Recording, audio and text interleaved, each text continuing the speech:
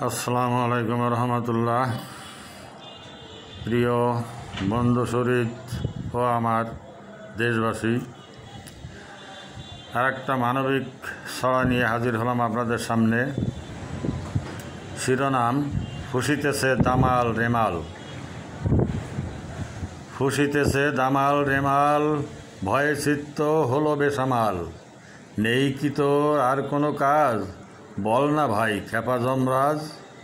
বিশাল অজাগর করছে ফোঁস, দরিদ্র জনপদ কি তাদের দোষ।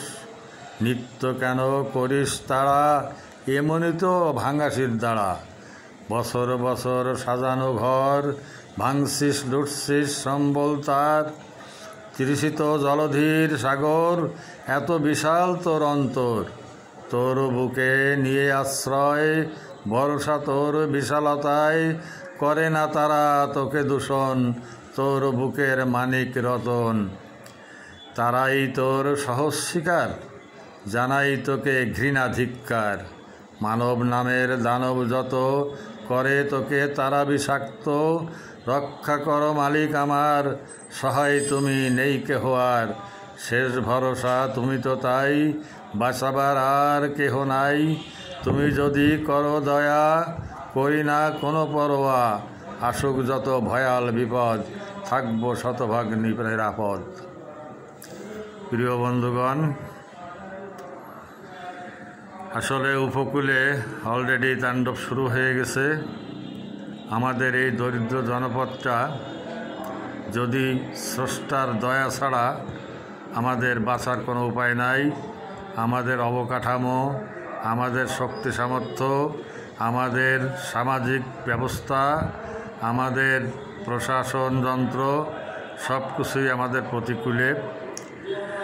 এই যে আপনার ভেড়িবাঁধগুলো, তাও সময় মতো রিপেয়ার করা হয় না, তদারকি নাই, তার বাজেটের একটা বিশাল অংশ খোয়া যায়।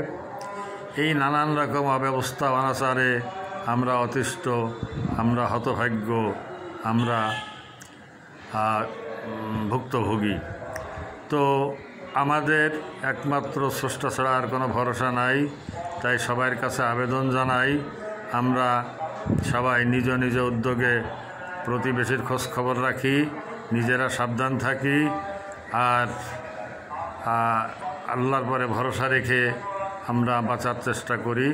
তিনি যতটুকু দয়া করবেন ততটুকুই আমরা পাব, ততটুকুই আমরা টিকব। ইতিমধ্যে বিগত কয়েক বছরে বড় বড় কয়েকটা আঘাত এসেছে বঙ্গোপসাগরে, কিন্তু তার দয়ায় আমাদের এই গরিব দরিদ্র জনপদটাকে পাশ কাটিয়ে এদিক সেদিক চলে গেছে। এটার জন্য আলহামদুলিল্লাহ। আর তার স্রষ্টার কাছে ক্ষমা চাই, ভিক্ষা চাই, যেন আমাদের তিনি রক্ষা করেন, আমাদের তিনি দয়া করেন। তাই ছাড়া আমাদের আর কোনো উপায় নাই। কেননা যে মাত্রায় রেমাল আসতে পড়ার কথা, সেই মাত্রায় যে আসতে পড়ে আমাদের যে অবকাঠামো, আমাদের যে জীবন ব্যবস্থা, তাতে আমাদের একেবারে চরম ক্ষতির সম্মুখীন আমরা হব। এর কোনো বিকল্প নাই।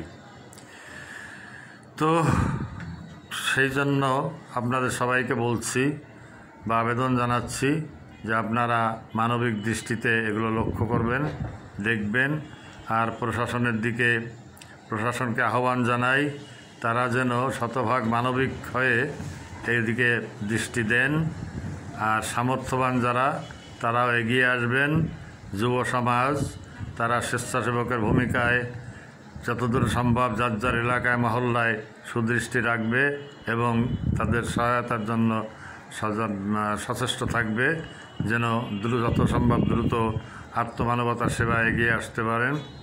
নিশ্চয়ই আল্লাহ অনেক দয়ালু, মেহেরবান, তিনি আমাদের দয়া করবেন, এই আশা ব্যক্ত করে সবাইকে সালাম জানিয়ে শেষ করছি। আমিন।